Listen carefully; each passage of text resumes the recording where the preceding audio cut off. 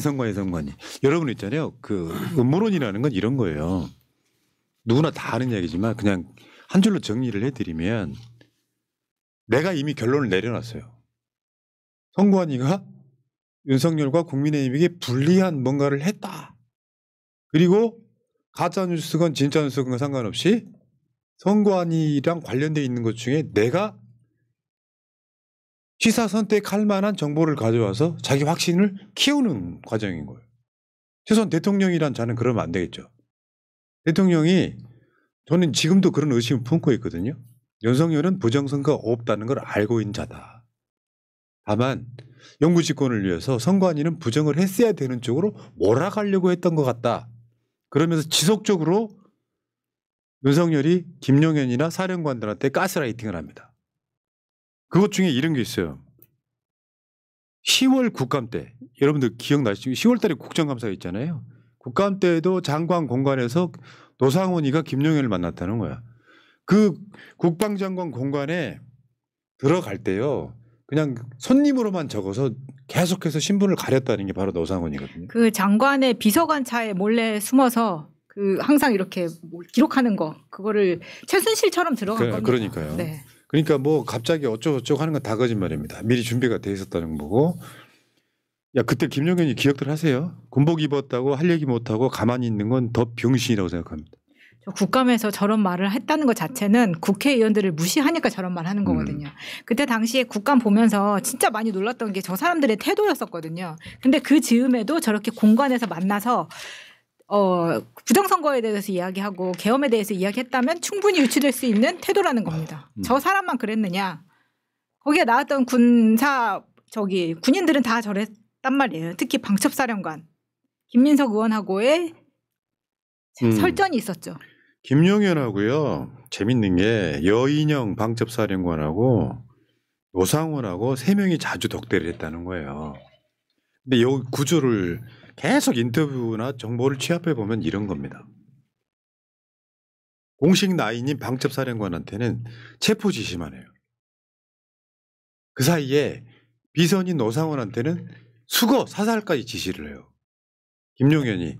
김용현이가 노상원을 비선으로 키웠던 이유는 여인영에 대한 견제장치라고 했어요. 여인영이 실제로 실세가 될 가능성이 꽤 높다.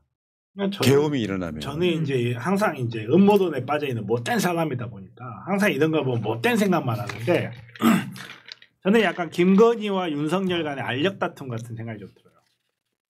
김건희 입장에서 내란을 성공을 했어. 내란을 성공하는데 윤석열 휘하에 있는 김용현 같은 자들만 공을 세워버리면 쉽게 이야기해서 친윤이 너무 강해지는 거야. 자기가 원하는 사람 공천도 못하고. 김건희 입장에서는 김용현에 대적하고 그 다른 군인들에 대적할 만한 자기 비선이 필요했던 거야. 그것을 좀 자기 손에서 관리를 하고 굳은 일을 처리하면서 약간 좀 행동대장처럼 활동할 수 있을 만한. 그래서 김건희가 저는 꽂았다고 생각해요. 노상원은. 나도 그렇게 생각해. 네. 뭐 그 음모론이야. 음모론 이제 아직 밝혀진 건 없으니까. 근데 아무튼 간에 그렇게 좀 보면 오히려 사건이 좀 잘 보이는 부분이 있고 내부적으로 봤을 때 지금 이제 아직 이제 거론이 안 되고 있는 사람이 김건희였잖아요. 그리고 노상원도 사실 끝까지 거론이 안 될 수 있었어요. 박선원 의원님이 미친 정보력으로 잡아내지 않았으면 노상원은 우리 아직도 모으고 있을 수 있어요. 그래서 노상원을 잘 캐보면 누군가 친숙한 사람이 있을 수 있으니까 명신해가지고 잘 수사를 했으면 좋겠다. 윤석열 파면이 떨어지는 바로 그날 엄청난 것들이 쏟아질 거예요. 지금은 내가 보기에 빙산의 일각이에요. 빙산의 일각이죠. 그러니까 전두환이가 내란 일으켰을 때 당시에 보안사령관이었잖아요. 그 보안사가 발전해가지고 지금 방첩사 된 거거든요. 그 전에 기무사였었고. 사실은 박근혜 때 기무사가 사실상 실세였습니다. 기무사가. 뭐 계엄이 내란이 일어나면은 방첩사령관이 전두환처럼 합수본부장을 해요. 국방장관은 사실 아무것도 아닌 상황이 돼버리는 거예요. 그래서 노상원이를 키웠다. 뭐 이런 얘기가 있는데 어쨌건 노상원하고 여인영하고 김용현하고 자주 만나서 그랬다는 거지. 그리고 여인영이 돌아가고 나면은 노상원한테 야 이재명, 한동훈, 수거, 사살, 체포 이런 것들이 같이 이렇게 됐다 이렇게 볼 것 같고요. 그다음 이런 것도 있어요. 오늘 나온 건데 체포 지시를 안 했다는 계엄 1, 2인자 저게 이제 윤석열, 김용현이거든요. 한 달 전 구금 계획 짰다. 한 달 전 구금 계획 짰다. 체포 지시 안 했는데 한 달 전 구금 계획을 했잖습니까? 구금이라는 게 체포를 해야 생기는 일이잖아요. 그렇죠. 체포를 지시한 게 아니라 사살 지시한 거 아니야? 내가 말했잖아. 지금 이야기할 수 있는 거야. 그 이재명이는 거 밥을 안 되니까 죽여 이거라니까요. 근데 저 구금 계획이라는 게 계속 단독으로 나오긴 하지만 뭐 비원 벙커에 대한 준비라던가 이런 거를 통해서 미리미리 준비했었구나 이거 다 알고 있는 상황인 네. 거잖아요. 노상원이 김용현 공간 간 것도 20번이 넘어요. 22번. 네. 밝혀진 것만. 네. 22번. 자, 근데 어제 어마어마한 뉴스가 나왔죠. 선관위 전 사무총장. 그러니까 이게 문재인 대통령이 임명한 사람인 건 맞아요. 그리고 나중에 저 사람 그만두고 나서 윤석열이가 자기 친구 껐죠. 근데 선관위 사무총장이 이 세컨드폰을 갖고 있었다는 거예요. 세컨드폰. 나도 전화 2대예요. 세컨드폰. 근데 뭐 따로 달리 써서 세컨드폰이 아니라 우리 업무에 필요해서 번호만 유지하고 있는 게 하나 있고 그게 세컨드폰이거든요. 근데 이 사람이 국민의힘에 공천을 신청했다. 이건 대박 사건 하나 터진 거예요. 자, 감사원 보고서에 일단은 감사원이 이거 이제 불법이라고 지금 뭐 헌재가 판결을 내려줬어요. 감사원이 선관위를 감사해서 휴대전화 개통해서 가져와라. 정치인들과 연락할 필요 있었다. 내용은 각양각색이라 말할 수 없다. 김세환 전 당시 선관위 사무총장인데 실제로 알고 봤더니 그래서 국민의힘 정치인들이 어마어마하게 공격을 했죠. 최근에. 그걸로 정치인들하고 비밀 통화했다고 합니다. 나쁜 짓 하는 선관위가 우리의 소중한 한 표를 지킬 수 있겠습니까 여러분 하면서 나경원이가 한번 어제 집회에서 저랬죠. 질렀고 어제 주진우가 선관위 참여표는 정치장사가 드러났다. 윤탄핵 재판 재개해야 된다. 저거는 선관위 건에 대해서는 기각을 해버렸기 때문에 선관위 건도 그러니까 부정선거였기 때문에 국민들한테 개몽하려고 개엄했다 이거거든요. 주 요지가. 근데 저 때까지만 하더라도 야 저 통화를 민주당 사람들하고만 했다. 이렇게 막 아니 확인되지도 않았는데 그렇게 막 몰아가는 거예요. 아니 한 가지 확실한 거는 주진우는 알고 있네요. 탄핵 인용되는 거. 주진우는 알고 계신데 네. 누가 탄핵인지 누가 기각인지. 그러니까 간단히 말하면 이런 게요. 문재인 대통령이 임명한 사람이라고 할지라도 저런 성향들이 약 보수적이란 말이에요. 민주당은 잘 안 맞아요. 근데 여기서 우리가 다뤄야 될 게 겁나게 많습니다. 왜냐 일단 선거 나갔잖아요. 경선까지 일단 1차 경선까지 통과를 합니다. 김세환 강화군수 보궐선거에 나갑니다. 그러면 저기 통과하려고 하면 저 세컨드폰으로 국민의힘 관련자들이랑 얼마나 통화를 했겠어요. 아니 민주당 사람들하고 통화를 했으면 민주당으로 나갔어야죠. 왜 그런 가짜뉴스는 흘렸는데 경선은 국민의힘으로 나갑니까? 성동경. 이 사람이 22년부터 국민의힘 당적을 가지고 있었어요. 근데 22년 1월에 사퇴를 하거든요. 선관위에서. 그리고 나서 이제 이 선거를 준비를 한 겁니다. 근데 예비 경선에서 떨어진 거예요. 저 선거에 나갔지만. 그러면 예비 경선에서 떨어지면 선관위도 믿을만한 거 아닙니까? 선관위 사무총장이 예비 경선에서 떨어졌는데. 네. 그러니까 전체적인 전제가 이래요. 윤석열 정권에서 윤석열 친구를 저 사람은 아닙니다만 현 사무총장 임명한 건 뭐예요? 선관위 못 믿어서잖아요. 왜냐하면 선관위 사무총장 저 사람이 실제로 선관위 사무총장이 장관급이에요. 그런데 저 사람이 우리 저 법조계에서 최근에 나온 사건 중에 뭐가 있었냐면은 검사회가 이 사건을 다뤘어. 근데 나중에 같은 사건에 변호인으로 갔다는 보도 있었잖아요. 네. 선관위 중립시켜야 돼. 그러니까 법적으로 전 정해야 된다고 보는 게 선관위 정도의 어떤 고위직에 있었던 사람은 5년 또는 10년 또는 출마 못하게 만들어지는 법이 있어야 돼. 물론 이것마저도 나중에 헌법소원 같은 게 걸리면 헌재로 가겠지만 실제로 저렇게 그러면 국민의힘으로 가려면 내가 저 사람들한테 어필하려면 내가 국민의힘한테 뭔가 조금이라도 유리한 걸 했다는 증명이 있어야 되잖아요. 이런 짓거리 하면 안 된다는 거예요. 근데 국민의힘의 그러니까 예를 들면 국민의힘이 정상적인 정당이라 그러면 컷오프 시켜야죠. 경선하기 전에 1차 경선을 통과했는데 2차 경선은 대부분 다 지역 여론조사거든요. 국민의힘 내부에서는 이 사람을 공천하고 싶은 뭔가 있었던 거야. 1차 경선 통과했다는 건 서류신 다 통과했다는 소리거든. 알고 봤더니 국민의힘이 지랄지랄 했는데 알고 봤더니 지들 당해서 경선까지 나왔던 사람이다.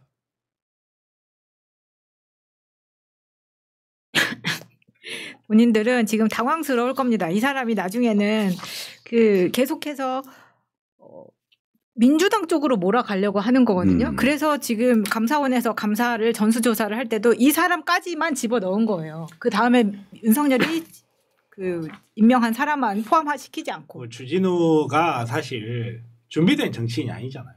이 사람이 어떻게 준비된 정치인을 할 수 있어요? 결국 이제 윤석열을 등에 업고 국민의힘이 절대적으로 강세인 지역에 출마해서 지금 국회의원 배지를 단 사람이잖아요. 이 사람이 다음번에 국회의원 배지를 달기 위해서는 무언가를 해야 돼요. 사람들한테 이미지에 바뀔 수 있는. 무언가를 하다 보니까 무리를 하는 거예요. 무리를. 무슨 정보가 들어왔으면 그 정보를 크로스 체크를 해보고 크로스 체크 해봐가지고 아 이거는 쓸데없는 정보다 아니다 이걸 나눠줘야 되는데 그렇지 않고 뭐 있어? 일단 발표해. 이 사람 왜 이러냐면요. 검사였기 때문에. 검사들이 수사를 이런 식으로 하거든요. 뭐 있다가 야 누구랑 통화했어? 야 조자. 조자 가지고 일단 발표했는데 그거 우리 땅입니다. 참. 야, 그때 감사원이 뭐라 그랬냐면요. 저 김세환 전 사무총장이 정치인과 무슨 이야기를 했는지는 각양각색인데 그 부분까지는 말씀드릴 수 없다. 민주당께 많이 나오거나 주요 내용이었으면 진작 나왔죠. 발표했을 거라고 봐요. 자바세 그렇죠. 녹취 파일도 나왔다고 봅니다. 그렇죠. 왜냐하면 22년 1월에 지금 이 사람이 사퇴하면서 이 폰하고 노트북까지 가지고 가거든요. 반납을 안 합니다. 난 이 반납 안 하는 것도 되게 웃기는데 그게 1년 7개월이 지날 때까지 이 사람이 가지고 있었다는 거예요. 그러면 그 가지고 있는 동안에도 계속해서 이런 통화를 하고 신분을 유지하면서 누구와 이야기를 했겠냐는 거예요. 그러니까 누구랑 통화했는지 밝혀라 지금이라도. 그리고요 이직 여러분 여러분들한테 내가 설득이 될지 안 될지 모르겠는데 왜 정권이 바뀌었는데도 윤석열 친구를 사무총장으로 꽂았는데도 선관위가 민주당이 유리한 걸 왜 합니까? 범행의 동기가 없어. 그냥 선거를 지면 우리가 정치를 잘못해서 졌나보다 하면 돼. 그러니까 김건희가 참 의미심장한 워딩을 하나 했어요. 그게 뭐냐면 조선일보 이놈들 얼마나 나쁜 놈인지 알아? 나 조선일보 폐간에 목숨 걸 거야. 생각을 한번 해보세요. 윤석열을 싫어하는 조선일보 기자가 있었다고 하지만 사실상 자기네들 만들어준 거는 조선일보였어요. 근데 조선일보가 자기 마음에 안 들면 그때부터는 적이고 나쁜 놈이고 폐간 내야 될 대상인 거야. 똑같이 윤석열도 생각했을 거예요. 내 친구들 갖다 꽂아놨어. 선관위에다 꽂아놨어. 그 친구가 야 부정선거 없어. 그러면 내가 생각을 잘못했나 보다. 이 생각을 절대 안 해요. 이 자들은. 그냥 저 새끼가 나쁜 놈이네. 저 새끼가 민주당 물들었네. 저 새끼가 드디어 친북이 됐구나. 너는 오늘부터 처단 대상. 딱 그 정도의 사고 수준에 머물러 있는 자들을 대통령과 영부인 자리에 앉혀놓은 거예요. 그러니까요. 그게 음모론 중에 이런 게 있어요. 윤석열이 합리적으로 뭔가 이해가 되려면요. 윤석열이 한 행위에 대해서 우리도 저런 방식으로 음모론 방식으로 윤석열 완전 개 악마를 만들어요. 물론 지금도 악마지만. 예를 들면 윤석열이가 뭐 일본으로부터 자금 받았다. 최근에 내가 본 뉴스 중에 가짜뉴스로 단정을 안 짓겠습니다만 윤석열이 계엄할 때는 돈이 필요했다. 윤석열이 갖고 있는 어마어마한 자금이 있다. 그렇게 해서 그런 뉴스만 몇 개 모아놓잖아요. 근데 그중에 가짜뉴스 몇 개만 섞여 있잖아요. 윤석열이는 공식적으로 한 30조쯤 갖고 있는 내란 자금을 이미 준비했다라고 그러니까 우리가 하면 되겠어요? 아까쯤에 이제 방송할 때 그 이야기 이제 타이밍이 안 나와서 이야기를 못했는데 지금 이제 홍준표하고 오세훈이 명태균 무더하고 지지율이 1%대에 머문다고 하잖아요. 근데 진짜 국민의힘 작자들은 반성해야 돼요. 자기네들 명태균 묻어가지고 언론에서 최대한 자제하고 마사지 다 해주고 언론 보도 몇 개 나가가지고 1%가 됐는데 그 상대방에 있는 이재명 대표님은 수년의 시간 동안 수만 개의 언론 보도를 통해서 그리고 기소행위를 통해서 그렇게 악마화를 시켰는데도 지지율이 50%를 뚫어버려요. 이게 실력의 차이고 이게 격차예요. 정치인으로서 격차야. 이걸 보면서도 이재명 탓이나 하고 자빠졌으니까 니네들은 명태향만 묻어도 1%대의 지지율을 벗어나지를 못하는 거고 이게 자기들의 실력의 차이라는 걸 인정을 해야 되네. 못하지. 왜 이걸 인정하는 순간 자기는 더 이상 권력을 잡을 수가 없으니까. 근데 진짜 이 방송을 보고 있는 국민의힘이나 국민의힘 지지하시는 분들은 한번 양심에 발을 얹고 한번 생각을 해보세요. 진짜로 그렇게 이재명을 했는데 국민들을 그렇게 바보 취급하면서 오랫동안 검찰과 각종 국가 권력 심지어 칼과 총을 동원해서까지 했는데 이재명은 니들이 아무리 사법 리스크를 이야기해봐야 50% 넘는 지지율을 갖고 있는데 왜 너네들 명태향만 묻어도 1% 지지율로 또 걷고 다니는지 이 실력의 차이를 깨닫지 못하면 너네들은 절대 안 돼요. 그러니까 저런 이제 여러 가지 말들을 어떻게 주워 담으려고 그래요? 그게 다 나무 위키에 기록됩니다.